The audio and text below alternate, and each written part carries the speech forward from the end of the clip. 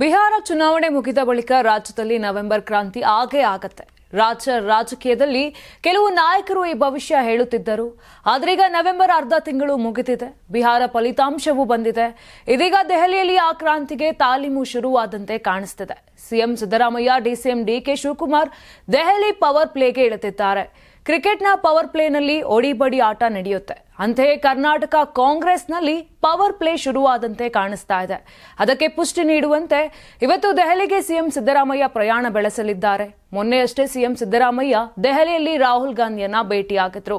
ರಾಹುಲ್ ಭೇಟಿ ವೇಳೆ ಸಿಎಂ ಸಿದ್ದರಾಮಯ್ಯ ಸಂಪುಟ ಪುನರಚನೆ ಬಗ್ಗೆ ಪ್ರಸ್ತಾಪ ಮಾಡಿದ್ರಂತೆ.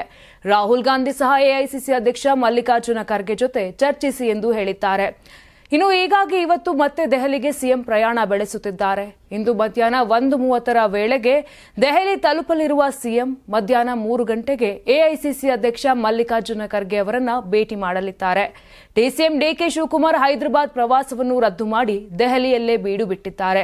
ಸಿಎಂ ಭೇಟಿಗೂ ಮೊದಲೇ ಡಿಕೆ ಸುರೇಶ್ ಜೊತೆಗೆ ಡಿಕೆ ಶಿವಕುಮಾರ್ ಎಐಸಿಸಿ ಅಧ್ಯಕ್ಷ ಖರ್ಗೆ ಅವರನ್ನ ಭೇಟಿಯಾಗಿದ್ದಾರೆ. ಸುಮಾರು 50 ನಿಮಿಷಗಳ ಕಾಲ ಚರ್ಚಿಸಿ ವಾಪಸ್ ಆಗಿದ್ದಾರೆ. ಭೇಟಿ ವೇಳೆ ನಾಯಕತ್ವ ಬದಲಾವಣೆ, ಸಂಪುಟ ವಿಸ್ತರಣೆ ಅಥವಾ ಪುನರ್ರಚನೆ, ಕೆಪಿಸಿಸಿ ಅಧ್ಯಕ್ಷ ಸ್ಥಾನದ ಬಗ್ಗೆ ಚರ್ಚೆ ಮಾಡಿರುವ ಸಾಧ್ಯತೆ ಇದೆ ಎನ್ನಲಾಗಿದೆ. ಎಐಸಿಸಿ ಅಧ್ಯಕ್ಷ ಮಲ್ಲಿಕಾರ್ಜುನ ಖರ್ಗೆ ಭೇಟಿ ವೇಳೆ ಸಚಿವ ಸಂಪುಟ ಪುನರ್ರಚನೆ ಪ್ರಸ್ತಾವಕ್ಕೆ ಡಿಕೆ ಶಿವಕುಮಾರ್ ವಿರೋಧಿಸಿದ್ದಾರೆ ಎನ್ನಲಾಗುತ್ತಿದೆ. ಇದೇ ಹೊತ್ತಲ್ಲಿ ಕೆಪಿಸಿಸಿ ಅಧ್ಯಕ್ಷ ಸ್ಥಾನಕ್ಕೆ ರಾಜೀನಾಮೆ ಕೊಡುವ ಬಗ್ಗೆ ಪತ್ರಕರ್ತರು ಕೇಳಿದ ಪ್ರಶ್ನೆಗೆ ನಾನೇಕೆ ರಾಜೀನಾಮೆ ಕೊಡ್ಲಿ, ನಾನು ಕಾಂಗ್ರೆಸ್ಗೆ ಬ್ಲಾಕ್ ಮೇಲ್ ಮಾಡಲ್ಲ ಅಂತ ಸೂಚ್ಯವಾಗಿ ಪ್ರತಿಕ್ರಿಯಿಸಿದ್ದಾರೆ. ಹೀಗೆ ಸಿದ್ದರಾಮಯ್ಯ ಮತ್ತು ಡಿಕೆ ಶಿವಕುಮಾರ್ ದೆಹಲಿಯಲ್ಲಿ ದಾಳ ಹೊರಳಿಸುತ್ತಿದ್ದರೆ ಇತರ ರಾಜ್ಯ ನಾಯಕರಲ್ಲಿ ಸಂಪುಟ ನಾಯಕತ್ವದ ಚರ್ಚೆ ಜೋರಾಗಿ ನಡೀತಾ ಇದೆ. ಈ ಹಿಂದೆ ರಾಜಣ್ಣ ಹೇಳಿದ ಸಂಪುಟ ಪುನರಚನೆ ಮಾನದಂಡದ ವಿಚಾರವನ್ನ ಗೃಹ ಸಚಿವ ಪರಮೇಶ್ವರ್ ಕೂಡ ಹೇಳಿದ್ದಾರೆ. ಸಂಪುಟ ಪುನರಚನೆಗೆ ಒಪ್ಪಿಗೆ ಕೊಟ್ರೆ ನಾಯಕತ್ವ ಬದಲಾವಣೆ ಇಲ್ಲ ಎಂದಿದ್ದಾರೆ. ಸತೀಶ್ ಜಾರಕಿಹೊಳಿ ಸಚಿವ ಸಂಪುಟದ ಬಗ್ಗೆ ಸಿದ್ದರಾಮಯ್ಯ ಸ್ಪಷ್ಟಪಡಿಸಿದ್ರೆ ಫುಲ್ ಸ್ಟಾಪ್ ಬೀಳಲಿದೆ ಎಂದಿದ್ದಾರೆ.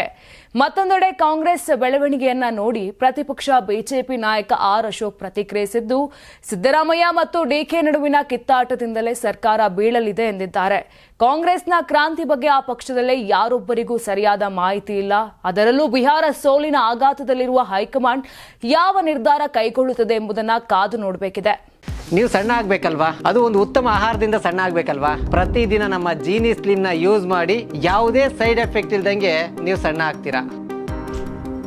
ನಿಮಗೆ ಮಾಧ್ಯಮದಲ್ಲಿ ಕೆಲಸ ಮಾಡುವ ಆಸಕ್ತಿ ಇದೆಯಾ? ಹಾಗಾದ್ರೆ ಕರ್ನಾಟಕ ಟಿವಿ ಡಿಜಿಟಲ್ ಮೀಡಿಯಾದಲ್ಲಿದೆ ನಿಮಗೆ ಒಳ್ಳೆಯ ಅವಕಾಶ. ಆಯ್ಕೆಯಾದವರಿಗೆ ಉಚಿತ ತರಬೇತಿ ಕೊಡ್ತೀವಿ. ತರಬೇತಿ ನಂತರ ಕೆಲಸ ಮಾಡುವ ಅವಕಾಶನೂ ಕೊಡ್ತೀವಿ. ಈ ಕೂಡಲೇ ನಿಮ್ಮ ಮಾಹಿತಿಯನ್ನ ಮೇಲ್ ಮಾಡಿ.